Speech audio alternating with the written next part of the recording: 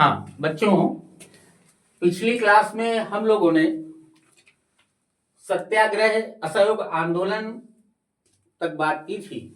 5 फरवरी 1922 को असहयोग आंदोलन वापस हुआ। उसके बाद उसी राष्ट्रवाद में अभी गांधी जी की कुछ बातें हैं। उसने पूरे कार्यकाल को 1915 से लेके 1947 तक को अगर हम गांधी युग कहें तो अतिशयोक्ति नहीं होगी। जितना भी हमारा स्वतंत्रता संग्राम है वो गांधी उसके केंद्र बिंदु में रहता है और उसी केंद्र बिंदु के भी चारों तरफ पूरी रणनीति घूमती है, उसी में आगे।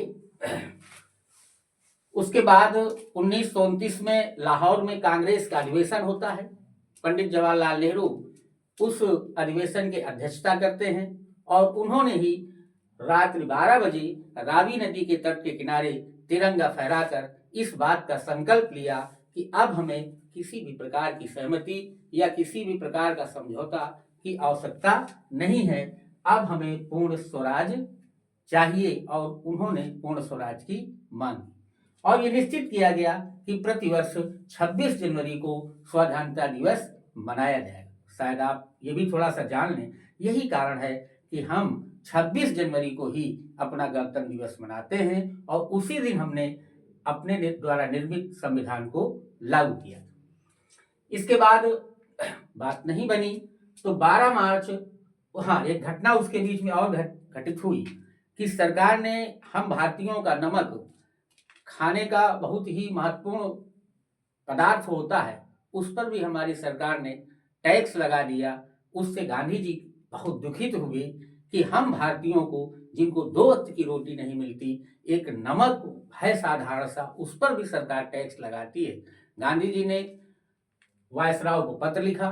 पत्र का जवाब न मिलने पर उन्होंने घोषणा की कि हम सविनय अवज्ञा आंदोलन करेंगे और 12 मार्च 1930 को अपने 78 साथियों के साथ साबरमती आश्रम से निकल पड़े।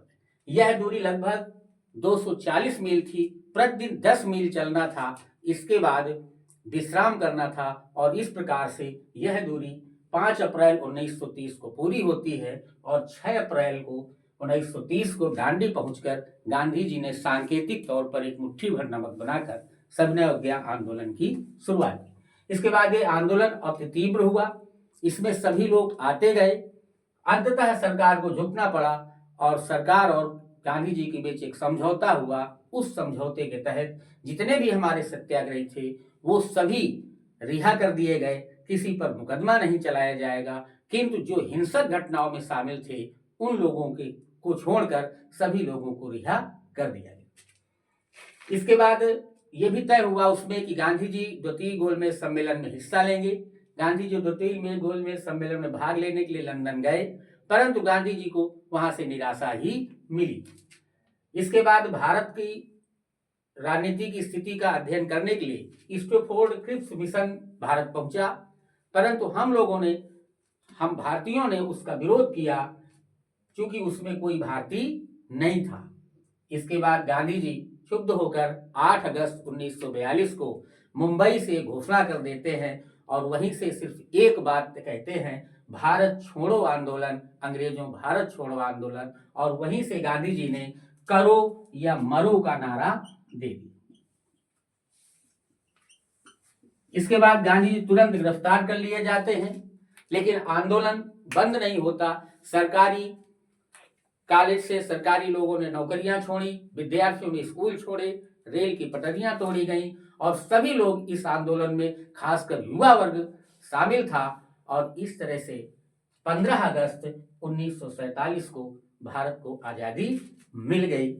अभी इसमें पूरी डिटेल नहीं हो पाई है, अगले जब हम वीडियो डालेंगे तो आपको एक तरफ से इसी पाठ को भारत में राष्ट्रवाद बहुत विस्तृत पढ़ाया जाएगा, क्योंकि आपके पाठ्यक्रम के लिए ये आवश्यक है और इसी से 5 नंबर का आपका मानचित्र भी आएगा, जो अगले वीडियो का आप इंतजार करिए, हम बहुत जल्द आपके सामने प्रस्तुत होंगे। धन्यवाद।